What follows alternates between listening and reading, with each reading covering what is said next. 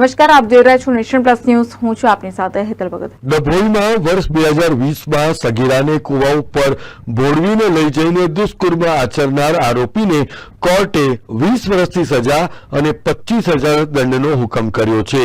Dabhoi police સ્ટેશનના હદ વિસ્તારમાં વર્ષ 2020માં કિશન પાટણવાડિયા નામનો આરોપી સગીર વયની કિશોરીને બાઇક ઉપર બેસાડીને કુવા ઉપર આવેલી ઓરડીમાં લઈ જઈને ત્યાં દુષ્કર્મ આચર્યું હોવાની ફરિયાદ નોંધાઈ હતી.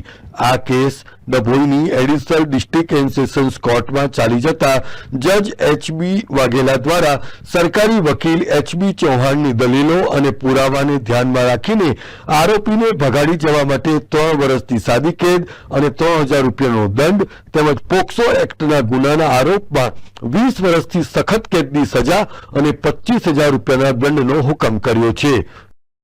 2022ના અરસામાં ડભોઈ પોલીસ સ્ટેશન વિસ્તારના ગામની અંદર ફરિયાદીની ભોગ બનનાર દીકરીને પલ્સર બાઇક ઉપર બેસાડી કૂવાની ઓરડીમાં લઈ જઈ તેની સાથે તેની મરજી વિરુદ્ધ સગીર વયની હોવાનું જાણતા હોવા છતાં શરીર સંબંધ બાંધી ગુનો કરવાવાળો કેસ મહેરબાન ડભોઈના એડિશનલ ડિસ્ટ્રિક્ટ એન્ડ સેશન જજ શ્રી એચ.જી. વાઘેલા સાહેબની કોર્ટમાં ચાલી જતા ગુનો કરનાર આરોપી કિશન અરવિંદ પાટણવાડિયા નાઓને તકસીરવાન ઠરાવી ભગાડી જવા સંબંધે 3 વર્ષની કેદ તેમજ 3,000 રૂપિયા દંડ તેમજ સગીર બાળા ઉપર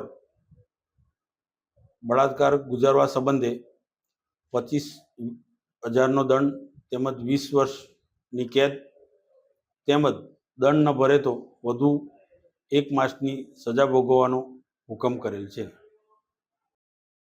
ઉદય Pandya, nation plus news, Dabhoi.